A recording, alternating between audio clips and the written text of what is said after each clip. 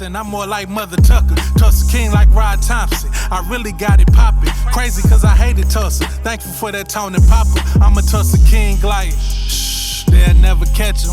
If you know, you know. Don't be asking me no questions. I'm a king like my father. That's why I go the hardest. But don't ask me who I father. Make them call me Daddy Diamond, Tulsa King. I never thought that I'll be able to say, hey man, I got 100 and some employees working for me. You know, I never thought that. I want to inspire. So the RKOT, Real Kings of Tulsa, if you took that word, if you took that away, I would want that to say inspire. That's it. The Deeksta, the man behind the beats on the Real Kings of Tulsa. Because that dude right there, he put some shit together. And the DJs never get all the shine. We're going to give somebody the shine. On the real.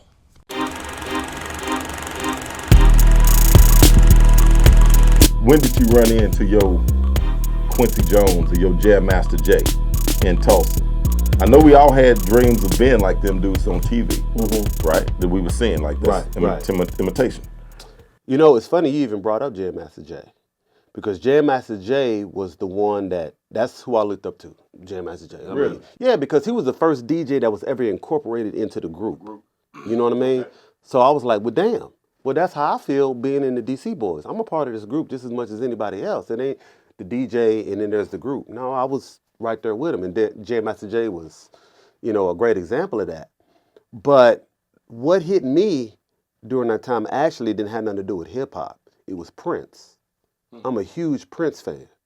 So I looked at him as a genius. I mean, this is a guy, he playing all these instruments. He doing everything on his own. I ain't never seen nothing like it. He looked like a star. He danced like a star. He sing like a star. He had everything. And his boots was like some stars too. You gonna leave all that shit out? Oh, well, you know, he was short, man. He was short. Little bastard running right here in leprechaun boots and shit. Yeah, but he had them women too though, so it ain't like you know what I'm saying? There ain't no guessing about him. Yeah, I wear them boots too. But do you? I would. For the chicks? I mean, back then? Mario, just back then. Okay. Back then they didn't know me. Now I'm a little out now. They didn't want you, but now they all on you. Man, I ain't never been in a situation where they never really wanted me. Oh, okay. All right, well, we go that far, player. I was a small town player now. So, man, when you hold on, let me listen to what you got going on here.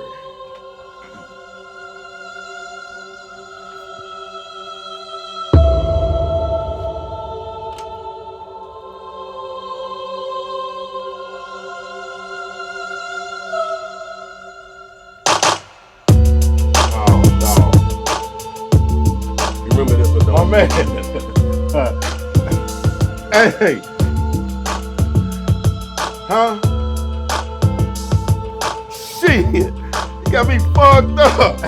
Let's go. Hold on. Let that thing go.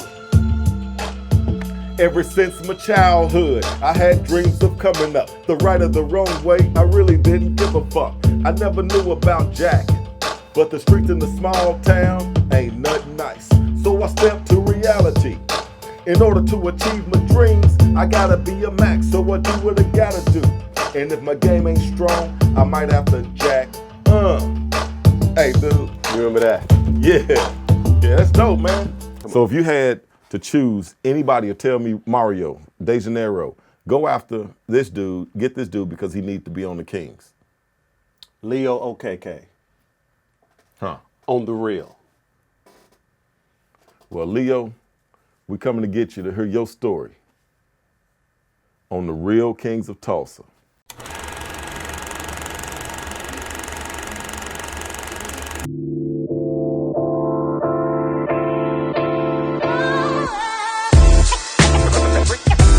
I would like to talk to Nehemiah Frank, Black Wall Street Times. He's the founder, dude from our own backyard, right? Air Force 2. You feel me? How did you get to Black Wall Street Times? You can take me back to wherever you're from. I want to know that too. Yeah. Bring it up. How you go? Right. So I'm from Tulsa, born here, My family goes back generations. On my dad's side, my family goes back before the massacre. So they were here before the 1921 Tulsa Race Massacre. They were here afterwards, rebuilt, through resilience. And I'm happy to be a product of North Tulsa. Had the privilege of traveling with Dr. Crutcher and DeMario to Washington, D.C. with the survivors. Then, of course, there was 3 of them. And Mother Fletcher and Uncle Hughes Van Ellis, they both testified to the Congress about the impact of the massacre on them personally, their family, and the community. So who inspired you to push you and drive you like that? What did you see? Because it was something that I saw. What did you see that make you want to do all of that? Who? Or if somebody? Yeah, well, I would say, one of the reasons why I started it was, just watching what had happened with Terrence Crutcher in 2016, and just watching how the media, I didn't realize how powerful media was until the election of the former president. And that's when I started to pay attention, and I figured, if I start a media company, not that I personally want power, but I want my community to be empowered and feel like they have a space to where they could be able to go and have their voices elevated. How the fuck you end up on Air Force Two? Isn't that crazy? Because at first the Black Wall Street Times was just community-based, right? And then the HBO series The Watchmen came out, and Regina King was the lead in that. And so that first episode, which shows the 1920, it's a reenactment of the 1921 Tulsa Race Massacre. I would say probably in a week's time of that coming out, we probably gained like 26,000 followers in just that week when that show initially came out.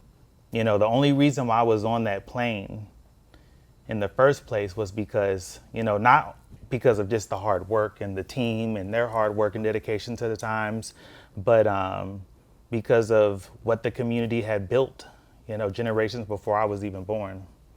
That's how I ended up on Air Force Two. Wow. The motorcade pulling up. We were at Andrews Air Force Base, which is where Air Force 1 and 2 are located. And there's actually more than just those 2 planes. They have 4 or 5 of them. Someone had came from the front of the plane to where the press pool was, which is what we were a part of. And they said, the vice president is going to come back and give you an off-the-record brief. And she looked straight at me and she says, "Welcome aboard Black Wall Street Times." And she extends her hand and I shake it, and I almost died. Yeah. I was like, dang, she said Black Wall Street Times. I was really, really, really proud of that moment. From Tulsa, Atlanta now? I live in Atlanta. ATL. But I'm here a lot, so sometimes it feels like I haven't really left. I think that, to me, Atlanta is what Black Wall Street should have become. That's what I believe. I think that, had there not been a massacre, if there would have been some sort of restitution or economic repair without political policies blocking Black folks from actually advancing, I think that we would have been the Atlanta of the Midwest. No shit. Yeah, I really do believe that. Tiffany Crutcher. You knew I was gonna go holler at her. She might be the first queen of the kings, you feel me? What is she doing now with North Pointe? She got this big, I don't know how many thousands of square feet it is. She finna do something with it. We finna do something with it. But I'm gonna ask her, what do you need help with? For us foundation-wise, what do you need help with? I know you need people to donate because ain't nothing free. But what do you need, what do you need money for? If it's money, people that's gonna help serve, do anything like that, door knocks, whatever. What do you need? Yeah, and so it's so much more than money. It's about people's time, and we believe that time is the most precious gift you can give people. The retired educators, they've come out of retirement, to train up our kids and teach our kids literacy. So we have a reading program. So we need kids, because you know what's going on with Tulsa Public Schools. You know, if we can actually just get reading right, like it will actually do a lot for our children. There's a school to prison pipeline, and they say that if kids can't read on grade level by third grade, they're predicted to go into prison or the prison industrial complex or be involved in crime. And so we're trying to break and disrupt that pipeline. So we brought women who taught me out of retirement. Really? And they're going back to the basics, and they're teaching our kids in North Tulsa. So we need support, we need volunteers, we need your time. That's what we need. But we also bought this building that we're sitting in right now that I'm so proud. North Pointe. North Pointe, community staple. Been here 30 years, a little bit over 30 years. Isn't it sad that it's sort of in disrepair right now? Like, this is a beautiful 65,000 square foot building. We're right here 65,000? Yep, 65,000 square feet. We're sitting on a northwest boundary of the historic Black Wall Street district. We call it here. North Greenwood, and that's what we're gonna call this building, Greenwood North. We forget about North Tulsa. We forget about this portion of Greenwood. Everything is happening down on the south end. You got the high rises. Everything. Everything, and we don't own anything. Let's talk about that.